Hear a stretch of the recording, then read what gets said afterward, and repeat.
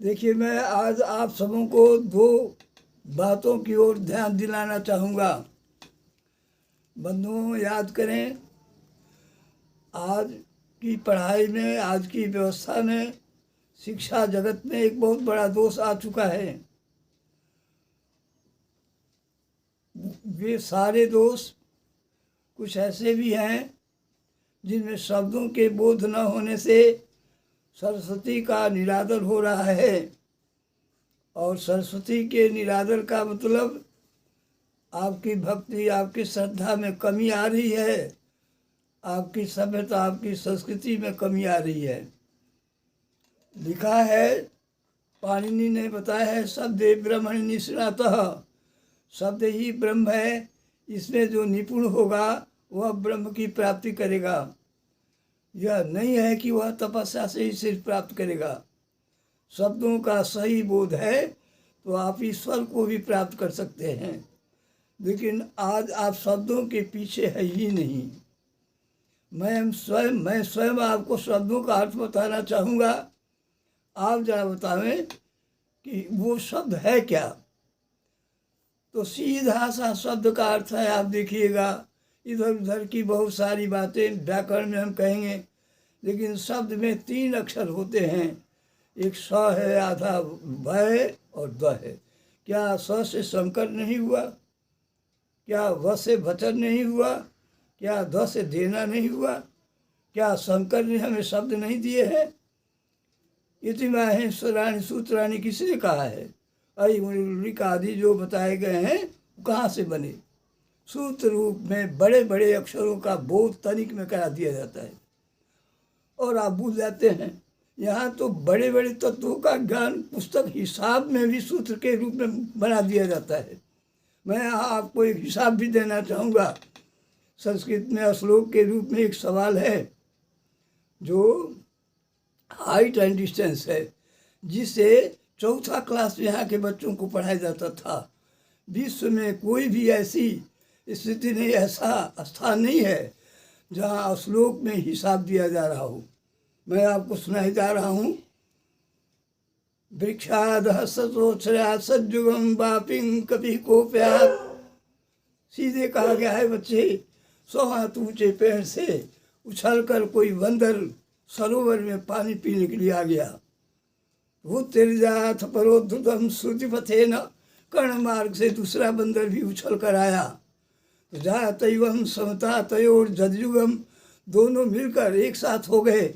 उड्डीयमानम, केत कितना उड़ान भरा। आप एक क्षण में बताना चाहेंगे, संभव नहीं है।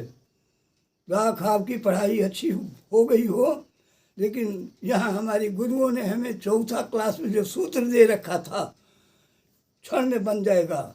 आपके यहाँ घंटों लगेंगे। क्या तमाशा है। एक सूत्र है छोटा सा, देखें, यही पाणिनि का भी सूत्र है, यही वैज्ञानिकों का भी सूत्र है। सूत्र बड़े बड़े अक्षरों को छोटे में बांधकर बहुत बड़ी बड़ी बातों को व्यक्त कर दिया जाता है। तो आप देखें ये कैसे सवाल बन गए। सीधे कहा, सरोन्तरग्नि, तालाब की दूरी को, पेड़ की दूरी को आप गुणा कर डालें। हम 100 को 200 से गुणा करेंगे, हो जाएंगे 20,000। 100 को 200 करेंगे, जोड़ेंगे, 200 में भाग देंगे जो नीचे दूरी है। अब 400 से भाग दे देंगे, 4 5 20 हुआ, 50 हुआ। यह हमारा कर्ण हो गया। ऐसी व्यवस्था में हमारे यहाँ सूत्र चलते हैं जो छोटे छोटे होते हैं। ऐसे ही पाणिनि ने शब्द को बनाया। स मैंने शंकर ने, व मैंने वचन, दो मैंने दिया। इधर 100 मैंने सरस्वती भी हुई, जिनको यह विभाग मिला है। तो सरस्वती ने हमें यह वचन दिया। कितनी अच्छी व्यवस्था है, कितनी अच्छी बातें हैं, पर हम समझना नहीं चाहते। कितना निरादर कर रहे हैं संस्कृत को। आपको कैसे संस्कृत आएगी? हिंदी कहाँ से आएगी?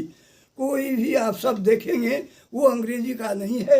मैं आपको डट कर बता रहा हूँ कि हम संस्कृत में पढ़ते हैं, स्मार्ता नाम एकादशी व्रतम। तुम स्मार्ट हो भैया, स्मृति धर्मशास्त्र को जानते हो, अच्छे व्यक्ति हो। आपके यहाँ भाषा आपकी तो दरिद्र है तो नहीं है, तो आप स्मार्ट कहते हो। बोल रहे हो संस्कृत ही कर रहे हो, क्या अंग्रेजी बोल रहे हैं? हम कहेंगे ये आप्त वाक्य है, तो आप्त मैंने आपने ऐप्ट कह दिया। आप तो बड़े लोग होते हैं, संस्कृत बोल रहे हो, कह रहे हो अंग्रेजी बोल रहे हैं। फिर हम कहेंगे अच्छे कलेवर किए हैं, तो आप क्लेवर कहोगे, क्या तो आशा है भैया। फिर हम कहेंगे लड़का आतिव है, तो आप एक्टिव कहोगे, कौन सी व्यवस्था हुई भैया। फिर हम कहेंगे वीक्षण कार्य में चलो, फिर छ लिखना नहीं आएगा, विजन कहोगे, कौन सी अंग्रेजी है। फिर हम अवदर्शन कहेंगे, तो आप ऑब्जर्वेशन कहोगे, कौन सी बड़ी बात हुई। फिर हम कहेंगे गर्व, तो आप ग्रेव कहोगे, कौन सी बड़ी बात हुई। और गर्व का अर्थ भी कहने नहीं आएगा हिंदी में। गर्व किसको कहते हैं, सुन लो गर्व किसको कहा जाता है। पाणिनि का ग्रंथ पढ़ो, ग्रीवा होता है, ग्रीवा मैंने गर्दन, ग्रीवा उत्थाप्य बहन बहन लेती। जब गर्दन उठाकर किसी की तारीफ करें, महात्मा गांधी की जय, सत्यनारायण स्वामी की जय, ये हमारा गर्व हुआ। गर्व से कहो हम भारतवासी हैं, तो ग्रेव कहोगे। हम गर्वित कहेंगे तो ग्रेविटी कहोगे। हम व्यवहार कहेंगे तो बिहेवियर कहोगे। हम वीरत्व तो कहेंगे तो VIRT भी लिखिएगा, वीरत्व तो पढ़िएगा, virtue. From where English has come mister. आप याद करें, हमारी भाषा राजमाता है, हमारी संस्कृत। इस राजमाता के साथ इतना बड़ा खिलवाड़ आप न करें। आज किसी भी देखते हैं कॉन्वेंट में इधर उधर, कहीं संस्कृत की पढ़ाई नहीं है। अच्छा व्यवस्था है भाई, क्यों चिढ़ते हो इतने ब्राह्मणों के साथ, क्यों चिढ़े रहे हो हमारी संस्कृति के साथ, क्यों चिढ़े रहे हो हमारी परंपरा के साथ, क्यों चिढ़े रहे हो राम के साथ, क्यों चिढ़े रहे हो कृष्ण के साथ। याद करें बंधुओं, मैं कोई जातिगत लेकर किसी तरह से आपकी व्यवस्था को बिगाड़ने के लिए नहीं कह रहा हूँ। आप अपनी व्यवस्था में संस्कृत को रखें, अच्छी तरह से बच्चों को पढ़ावें। संस्कृत कोई भाषा नहीं, संस्कार है, संस्कार का विशेषण है संस्कृत। दूसरी बात है, संस्कृति से संस्कृत बना है। आपकी सारी संस्कृति परंपरा संस्कृत में है। इसलिए आप अपने जीवन को सरल सहज बनाना चाहते हैं और विकास के मार्ग पर चलना चाहते हैं, बच्चों को चरित्रवान बनाना चाहते हैं, मर्यादा की रक्षा करना चाहते हैं, शील सौंदर्य के साथ रहना चाहते हैं, वीर परंपरा में रहना चाहते हैं, भक्ति की परंपरा में रहना चाहते हैं, वैभव की पूर्ण दिशा को दिखाना चाहते हैं, और समस्त संसार का अगर अग्रणी बनना चाहते हैं, तो अवश्य अपनी पहचान जो संस्कृति में है उसको आप रखें। मैं इन्हीं शब्दों के साथ कहूँगा, शब्दों के साथ आप खिलवाड़ न करें। अब एक छोटी सी बात और बता रहा हूँ। आप जिसे प्रिय कहते हो, देखिए कितनी बड़ी बात है। राम दूसरे विवाह भी कर सकते थे, लेकिन कैसी व्यवस्था है। एक प्रिय शब्द है जिसमें प है, र है, य है, 3 अक्षर है। अफसोस कि आप अक्षरों का अर्थ ही नहीं जानते। प का अर्थ होता है पति, परमेश्वर, परमात्मा। र है देखिएगा, रमण कीजिए। य का अर्थ होता है यति, विश्राम है।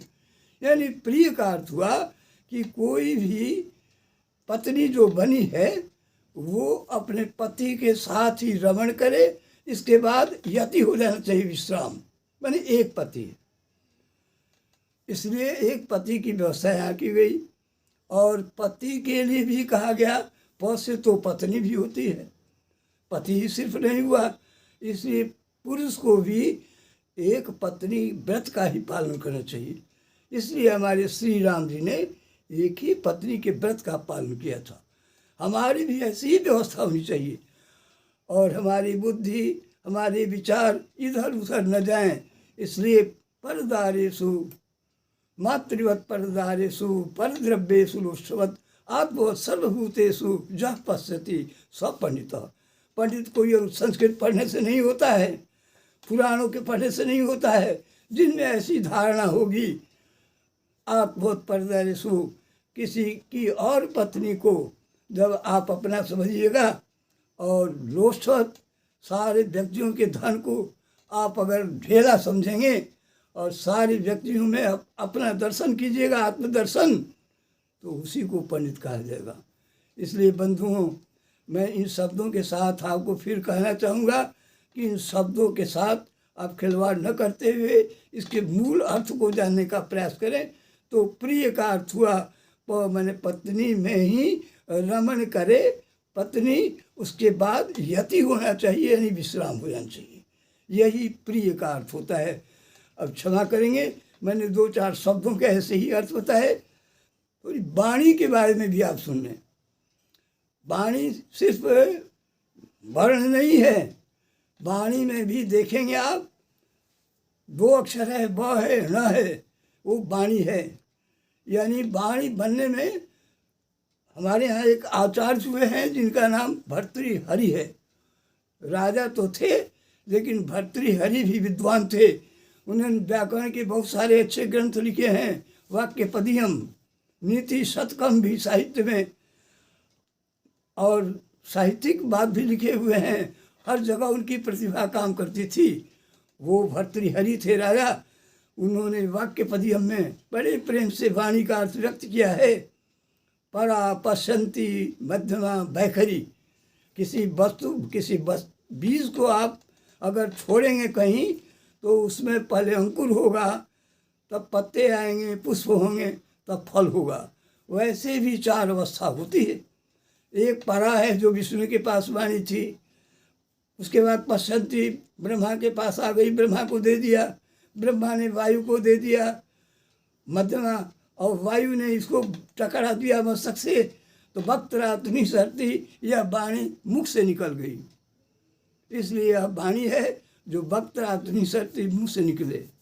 दूसरा इसका अर्थ हुआ कि इस वाणी का प्रयोजन क्या है, उद्देश्य क्या है। तो उद्देश्य है कि वासनात्मक इच्छाओं का जो निर्धारण करे। वह माने वासनात्मक आपकी इच्छाएं, नहीं माने निर्धारण हुआ, तो वासनात्मक इच्छाओं का जो निर्धारण करे वह वाणी है। वह ब्रह्मा से निकली है, यह वाणी है।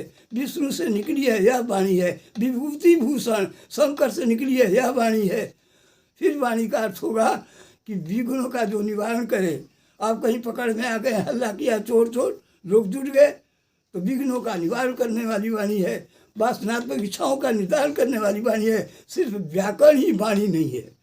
अस्तु बंधुओं, आप याद करेंगे, शब्दों के साथ खिलवाड़ न करें। हमारी शिक्षा जगत में जैसा इसको समावेशित करें, और बच्चों में तभी संस्कार जगेगा, प्रतिभा आएगी, उसमें विश्वास होंगे, उनकी श्रद्धा बढ़ेगी। और श्रद्धा लभते ज्ञानम तत्पर संयतेन्द्रिय। अगर श्रद्धा होगी तो आपके ज्ञान बढ़ेंगे, और ज्ञान बढ़ेगी, तत्परता आएगी तब। इसलिए आप तत्पर होकर अपने बच्चों में भेदभाव छोड़कर, न कोई विषय तगड़ा होता है, न कोई वस्तु तगड़ी होती है। तगड़ी वस्तु तो तब होती है जब उसको कहीं रख दिया जाता है। आज भी आप संस्कृत को रख दें कि इसी में सारा कार्य होगा। देखिए बच्चे पढ़ते हैं कि नहीं, लेकिन आप तो इसे मिटाना चाहते हैं। इसलिए बंधुओं, क्षमा कीजिएगा, मैं एक अव्यवस्थित आचार्य के नाते जो कुछ मैं कह गया हूँ, क्षमा करेंगे। लेकिन हमारा उद्देश्य है कि आपकी भलाई हो, आपका कल्याण हो, आपके बच्चे अच्छे बने। पूछियों से क्या फ़ायदे जबकि चरित्रवान बच्चा नहीं हुआ। पैसों के संग्रह से क्या लाभ जबकि अच्छे बच्चे नहीं हुए। इसलिए क्षमा करेंगे, बच्चों में संस्कार लावें। तभी होगा जब उसे संस्कृत की शिक्षा दीजिएगा। अस्तु, मेरा नमन स्वीकार करें और मेरी गंदी बातों की ओर न ध्यान देंगे। मैं कोई किसी के नुकसान के लिए अपने शब्दों का प्रयोग नहीं किया है, और विद्वत्ता दिखाने के लिए भी नहीं। हाँ, इतनी बात ज़रूर है कि आज बच्चे इन शब्दों को जानते नहीं। बस दिक्कत यही आ जाती है, शब्द पर ध्यान दे, यही ब्रह्म है। आपको वहाँ तक भक्ति दिला सकेगा, पहुँचा भी सकेगा, बिना पूजा पाठ किए भी, बिना मंदिर गए भी। अगर शब्दों का सही बोध है तो आप ईश्वरत्व को भी प्राप्त कर सकें। अस्तु, आप सबों को नमन, श्री राम को प्रणाम।